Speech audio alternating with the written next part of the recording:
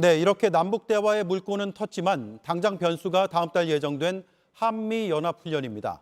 북한이 중단을 요구해 왔기 때문에 실제 훈련이 연기될 가능성도 있었는데 JTBC 취재 결과 군 당국은 훈련을 예정대로 진행하되 규모는 축소하기로 했습니다. 윤세민아 기자입니다.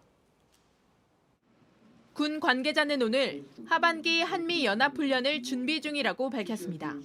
다음 달 16일부터 연합지휘소 훈련이 시작된다며 엿새 앞선 10일부터는 입국한 미군들과 훈련을 위한 사전 준비 작업에 들어갈 계획이라고 확인했습니다. 지난 2018년 6월 싱가포르 북미 회담 이후 줄곧 그래왔듯 이번에도 실기동 훈련이 아닌 컴퓨터 시뮬레이션 방식으로 진행되는 것으로 파악됐습니다. 남북관계 개선을 겨냥해 훈련 취소나 연기 가능성이 제기되기도 했지만 예정대로 시행하고자 하는 미국 측 입장이 반영된 것으로 전해졌습니다.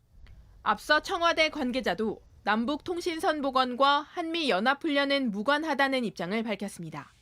다만 북한을 자극하지 않기 위해 훈련을 최대한 축소해 진행할 방침입니다. 김정은 북한 국무위원장이 남북관계 개선을 위한 전제 조건으로 연합훈련 중단을 내세웠기 때문입니다.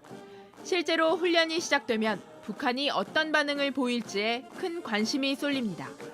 최고위급 의사소통을 통해 갖고 남북관계 개선, 화해라든가 신뢰 이런 부분들을 지금 언급을 해놓았기 때문에 축소 시행을 한다 그러면 상반기와 같은 그런 비난 톤보다는 상당히 정제된 반응이 나올 것이라고.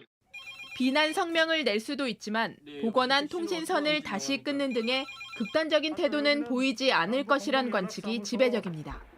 통신선이 복구된 어제 전국 노병대회 연설에 나선 김 위원장의 발언 수위도 달라졌습니다.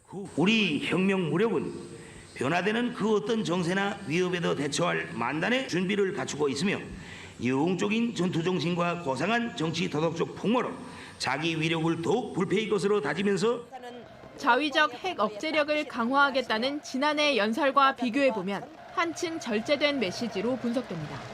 JTBC 윤세민입니다.